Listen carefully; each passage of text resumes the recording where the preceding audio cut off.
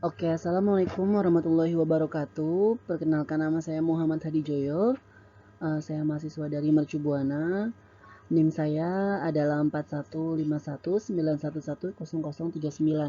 Jadi hari ini saya akan menjelaskan tugas dari mata kuliah CCNA NRS yang judul materinya adalah Data Link Layer. Baiklah, saya akan menyebutkan beberapa materi penjelasan yang akan saya bahas.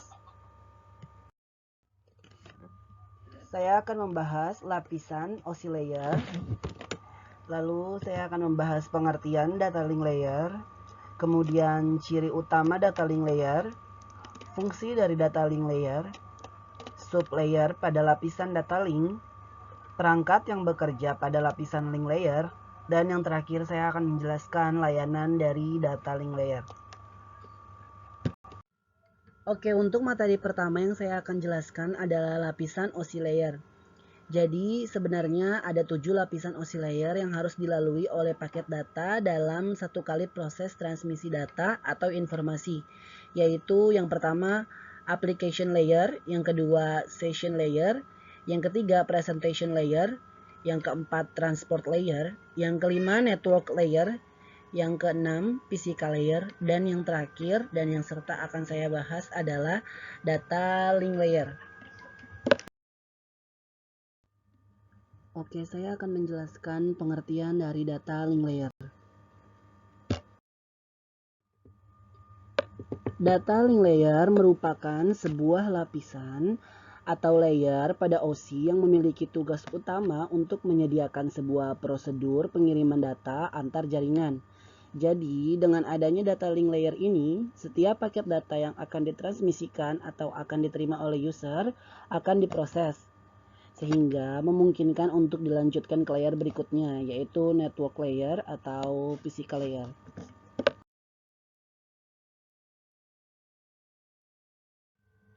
Baiklah, selanjutnya saya akan menjelaskan ciri utama data link layer.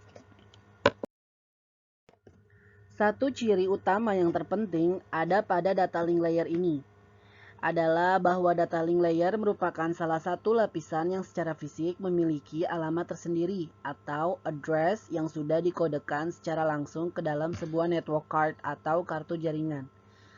Ketika kartu jaringan tersebut pertama kali dibuat, inilah yang kita kenal dengan istilah MAC address. Jadi, apabila kita mendengar sebuah istilah bernama MAC address di dalam jaringan komputer, maka hal ini sudah pasti mengacu kepada lapisan atau data link layer ini.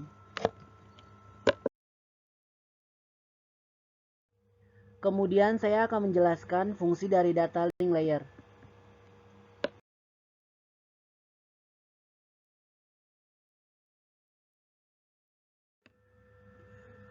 Yang pertama adalah melakukan proses grouping secara logik.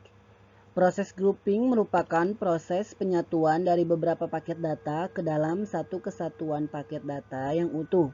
Perlu diketahui ya, ketika paket data mulai berjalan melalui lapisan-lapisan OC layer, maka paket data tersebut akan terpecah-pecah menjadi beberapa bagian kecil. Tugas dari data link layer inilah yang dapat melakukan proses grouping atau penggabungan kembali pecahan paket-paket data tersebut menjadi utuh kembali. Nah, yang kedua, menyediakan akses ke dalam media menggunakan MAC address. Nah, jadi dalam lapisan data link layer ini terdapat sebuah alamat fisik yang kita kenal dengan nama MAC address. MAC address sendiri merupakan sebuah kode alamat yang dicetak secara fisik. Dana dibutuhkan untuk melakukan proses pengiriman dan juga proses penerimaan data di dalam sebuah siklus transmisi jaringan komputer. Dengan adanya data link layer, maka setiap proses transmisi yang ada bisa memiliki akses terhadap MAC address yang sudah ada secara fisik. Gitu.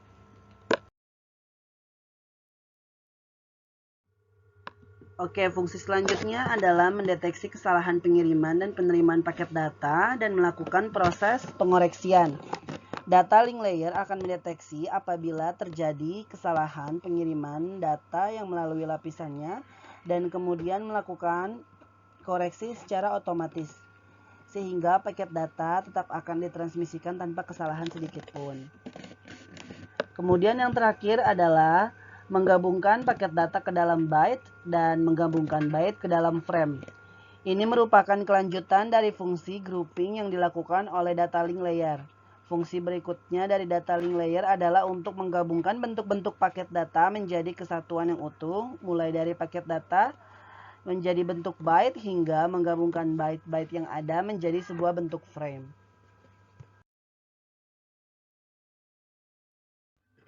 Baiklah, selanjutnya saya akan menjelaskan materi sublayer pada lapisan data link.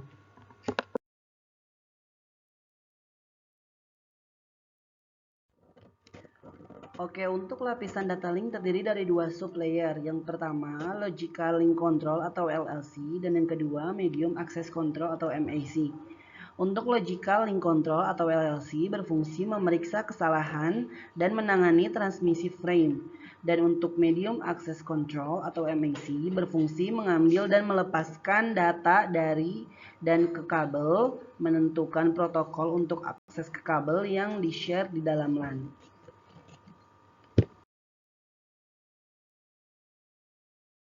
Baiklah, selanjutnya saya akan menjelaskan tentang perangkat yang bekerja di lapisan data link layer. Untuk perangkat yang bekerja di lapisan data link layer ada dua, yaitu yang pertama bridge dan yang kedua adalah switch. Dari kedua perangkat tersebut memiliki fungsi berikut. Yang pertama, memeriksa dan mencatat search MAC address dari setiap frame yang dating. Yang kedua, frame-frame dapat di-forward atau di-filter tergantung dari MAC address destination. Yang ketiga, menghilangkan loops yang disebabkan adanya koneksi redundant dengan menggunakan snapping tree protocol atau STP. Dan yang terakhir adalah menggabungkan sebuah jaringan menjadi satu kesatuan jaringan yang besar atau merupakan proses penerimaan data di mana data link layer dapat berperan menjadi layer atau lapisan kedua. Baiklah, untuk materi terakhir yang akan saya jelaskan adalah layanan dari data link layer.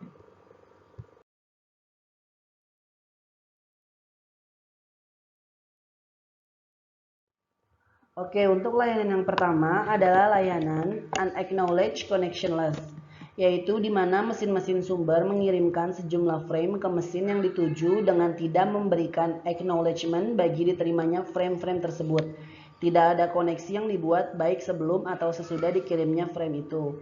Yang kedua adalah layanan Acknowledged Connectionless. Layanan ini pun tidak menggunakan koneksi, akan tetapi setiap frame yang dikirimkan secara independen dan secara acknowledgement. Dalam hal ini, si pengirim akan mengetahui apakah frame yang dikirim ke mesin tujuan telah diterima dengan baik atau tidak. Kemudian untuk layanan yang terakhir adalah layanan Acknowledged Connection Oriented. Dengan layanan ini, mesin sumber dan tujuan membuat koneksi sebelum memindahkan datanya. Setiap frame yang dikirim tentu saja diterima. Selain itu, layanan ini menjamin bahwa setiap frame yang diterima benar-benar hanya sekali dan semua frame diterima dalam urutan yang benar. Layanan ini juga menyediakan proses-proses network layer dengan ekivalen aliran bit reliable.